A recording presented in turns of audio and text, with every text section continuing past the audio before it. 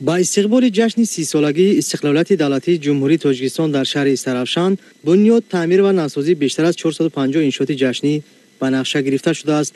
در برابر مبلغ گذاری حکومت مملکت و مقامات اجرایی حکومت دولتی ولایت سوخت، صاحبکاران نیز در بنیاد انشاءات مختلف سهم ارزنده می‌گذارند. در جماعت دیهاتی زرحلال، رئیس ولایت سوخت رجب احمدزاده با رفت کارهای ساختمانی در کودکستان خصوصی شناس شد. انشاءات بنیاد شونده از جانب صاحبکار اسکر ایشونوف با طرح و نمای زیبا ساخته شده برای بیشتر از 200 نفر کودکان پیش بینی شده است. معلومات داده شد که با موارد بهره برداری قرار گرفتن مؤسسه تا مکتبی بیش از 30 نفر با جای کار و معاش خوب تامین می‌شوند.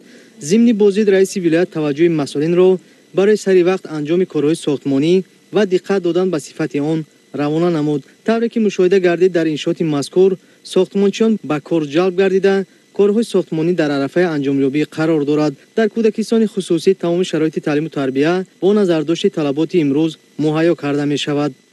در اساس هدایت‌های پرزیدنت مملکت محترم جناب عالی امام علی رحمان با تشبث صاحبکار وطنی مؤسسه تحصیلات تا مکتبی خصوصی با فراگیری تمام شرایط بنیاد گردیده است. در اینجا 11 گروه تشکیل شده با 200 نفر کودکان با تعلیم و تربیت فرا گرفته می شوند.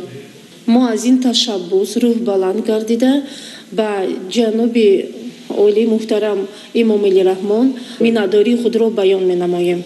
در دهات زرحلال شهر استرافشان رئیس ولایت سوخت به مسئله آبادانی راههای ماشینگر توجه نموده در این زمینه دستور داد که در دایره کارهای سازندگی حالت راهها نیز بهتر و بی خطری حرکت وسایل نقلیات تامین کرده شود. در دایره اعلام گردیدن سالهای 2019-2021 همچون سالهای رشد دهات، سیاحی و هنرهای مردمی در شهر استرافشان به مسئله تجدید و نوسازی راههای اهمیت محلی داشته دقت خاصه داده می شود. عین زمان با جلب متخصصان راههای ماشینگر برای منفرش‌کنی آماده کرده شده. روزهای نزدیک کارهای اسفالت‌خوابانی آغاز می‌یابد. اقدام گرفتیم که طبق نقشه چارجویی مقامات اجرایی حکومت شهر استرافشان نزدیک 2 کیلومتر راه رو با لطافه گذاشته پیوست کرده شده. 2 کیلومتر راه اسفالت پوش کرده می شود.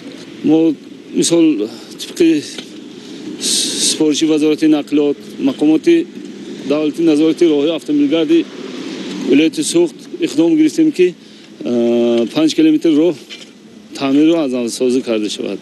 بسیارتر به راههای اهمیتی محلی داشته توجه روانه کنیم، راهها را آباد کنیم. در ادامه سفر کاری به شهر استرافشان رئیس ولایت سوخت رجب احمدزاده با جریان کارهای ساختمانی در مؤسسه دولتی مرکز دستگیری عائله و کودک آشنایی پیدا نمود. بینای مذکور در دهات زرحلال در دایره نقشه چهاربینی‌های مربوط به جشن 30 سالگی استقلالیت دولتی بنیاد گردیده شده است. با رئیس ولایت معلومات دادند که بینای نو برای 50 نفر کودکان پیش بینی شده است. حکومت جمهوری تاجیکستان به مسئله سالمی مادر و کودک و تربیت نسل نوروز پیوسته توجه ظاهر می‌کند. رئیس ولایت ضرور شمارید که در صحن بنا درختان نادر آرایشی شنانده شده به کارهای سبزکاری وسعت بخشند. همزمان سپارش داده شد که به مسئله آبادانی گرد و اطراف مؤسسه توجه روانه گردد. رئیس ولایت سوخت رجب احمدزاده ضمن سفر کاری به شهر استرافشان با فعالیت جمعیت دارای مسئولیتش محدود عدل شناس گردید. در کارخانه عدل برای کودکان یک چند نمونه بازیچه‌ها از جمله ماشینچه‌های بچگانه، سه چرخه، عربچه‌های چهارچرخه و نوع‌های گوناگون ولوسیپد دوچرخه استحصال کرده می شود. در کارخانه از پلاستماسه مخصوص صفتناک محصولات با صفت و بی خطر استحصال می گردد که سیر خریدار می باشد. رئیس ولایت اسناد شناسایی برای زیاد نمودن نامگوی محصولات، افزون نمودن حجم استحصال محصولات و تأسیس جایهای نوی کاری در نزد رهبریت شهر و رهبریت کارخانه وظیفه گذاری نمود. مورد به ذکر خاص است که در پرتو دستور و هدایت‌های اساسگذار صلح ملی پیشوای ملت محترم امام علی رحمان در شهر استرافشان بر روی ساحه صنعت توجه خاصه روانه گردیده بهر زیاد نمودن حصه صنعت در مجموع محصولات داخلی، استحصال محصولات وارداتی عوض کننده و افزون نمودن حجم صادرات محصولات صنعتی تدبیرهای ضروری اندیشیده می شود. در نتیجه تدبیر اندیشی‌ها سال 2020 در شهر با مبلغ 555 میلیون و 796 از 1000 سومانی محصولات صنعتی استحصال گردید. در کارخانه ما کارخانه عدل می باشد که اساساً محصولات‌های بچگانه از بچگانه از روی اکولوژی تازه بوده истеҳсоли онро мо ба роҳ мондем. ҳоло дар корхонаи мо ба мо ҳозир муяссар гардааст ки ҳамин маҳсулотҳои бачагонаро истеҳсол намоем. дар оянда мо нақша дорем ки ҳаминро ба 22 намуд мерасонем. аз он ҷумла боз инҷа мо тасмим гирифтем ки маҳсулотҳои барқӣ ки дар маҳсулотҳои барои таҷҳизотҳои барқӣ истеҳсол карданро мо тасмим гирифтем. ният дорем ки ҳамин дар соҳаи саноат он чизе ки дар худи тоҷикистони мо истеҳсол мешавад ва содирот мешавад ва ба мо лозимӣ ҳаракат мекунем, кӯшиш ғайрат мекунем ки ҳамин чизро ба роҳ монем. дар ҷамъияти дорои маслиҳати маҳдуди адл сехи коркарди партов фаъолият мекунад ки аз он ашёи хом истеҳсол мешавад. қаблан ашёи хом аз хориҷи кишвар ворид карда мешуд. бо мақсади амалӣ намудани дастуру ҳидоятҳои пешвои миллат муҳтарам Эмомалӣ Раҳмон дар самти зиёд намудани номгӯи маҳсулоти воридот ивазкунанда ва ба содирот нигарондашуда дар вилояти Суғд тадбирҳои судманд амалӣ мешавад. соли равон дар вилояти Суғд 120 адад корхонаҳои хурду бузурги саноатӣ бунёд карда мешавад.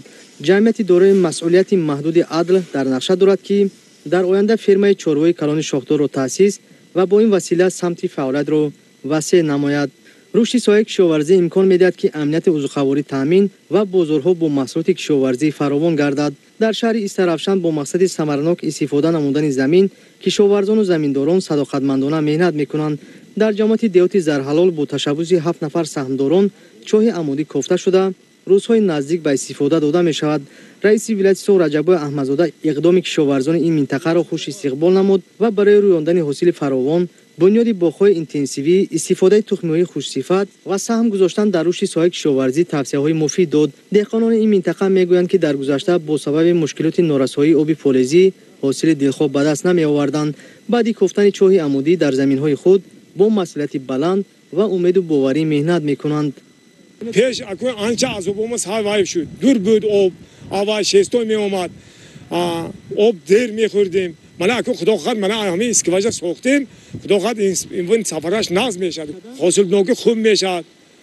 ҳар чизе корида гирифтан мумкин аст. акун вақти ҳамин гандум кориман об додан дар кор гандум ҳосилдораш нағз мешавад.